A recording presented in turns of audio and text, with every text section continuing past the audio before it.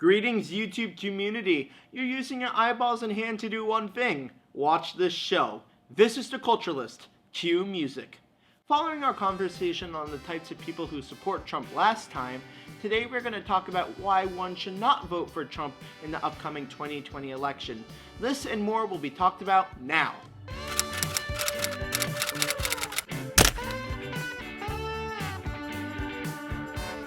Hey, it's James Blinken, and welcome to the show. Now, some people out there must feel that explaining why Trump is a horrible president is equivalent to helping your grandparents with technology. Both are unpleasant, take too long, and at the end result in nothing.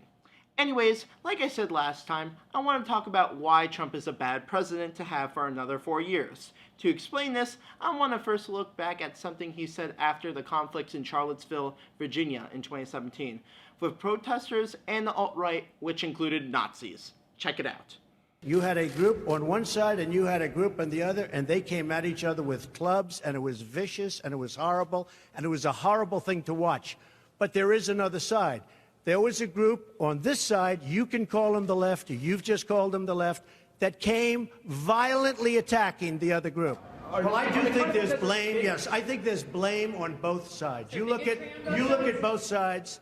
I think there's blame on both sides, and I have no doubt about it. Yes, Nazis are as good people like me and you. Also, I heard Hitler was a cool guy to hang out with. He had the best cheese in the whole world. Like, what? You cannot have a president who cannot condemn Nazis. That is like saying you are a theater kid and your favorite show is Cats. You can't say that.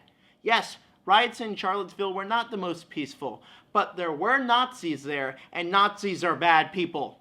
Okay, next, let's talk about Twitter, the one social media app that you can always turn on if you want to hate the world you're living in. Trump says the dumbest shit on Twitter. Honestly, many people agree on this. Even Trump supporters I know say he should not use Twitter. Now, the following tweets are from 2018 alone. North Korean leader Kim Jong-un just stated that the nuclear button is on his desk at all times. Will someone from his depleted and food-starved regime please inform him that I, too, have a nuclear button, but it's a much bigger and more powerful one than his, and my button works. Who compares button sizes? Only Donald Trump. It really makes it seem like he's trying to make up for something. Like, honestly, what are you going to say next? Are you going to say there's a witch hunt after your button? Well, fuck. Listen, I know he did not tweet witch hunt about people saying the button tweet is him trying to make up for his penis size, but this tweet is just 2 words, so I made up some context for it. You're welcome. Now this one I like. It's just this picture. It looks like the poster of a futuristic series taking place in the Game of Thrones universe, but instead of having action, death, and sex, it's an NBC soap opera with whiny, wannabe millionaires with red nuclear bomb buttons to make up for their small penis size. Finally, we have this tweet about the wall, saying that the wall is totally effective. You know, I can roast Trump for this comment, but I'd rather have this guy do it. Voy a la playa, había subido la marea. Jesús. Había subido la marea y encontré una paella.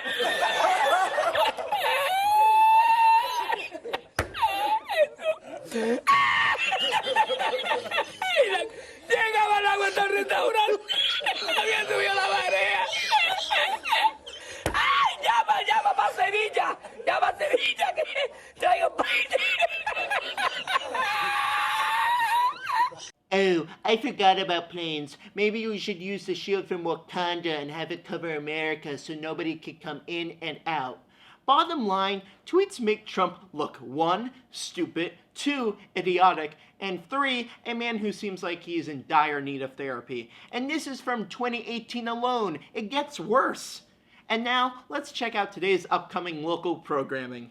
Miss the old days of shooting your neighbor if they steal your 2-week-old milk? Good news if you live in Texas. More coming at 5.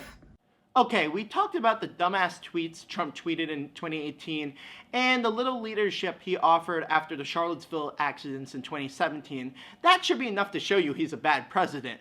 But if it's not, let us talk about his actions in 2020 during the coronavirus pandemic. Check it out. The CDC is advising the use of non-medical cloth face covering. This is voluntary.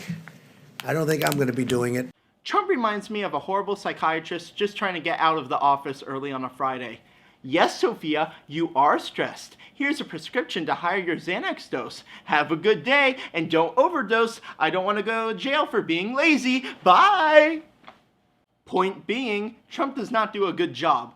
And like what I talked about last time, if Trump says not to do something, his supporters will do it. So Trump is making people think that masks are not needed, which clearly they are. Science does not lie. But because of Trump, we have these fuckers who believe it's communistic and that the masks are the culprits for killing people. Blaming masks for killing people is like blaming drinking water for making you dehydrated. It does not make sense at all.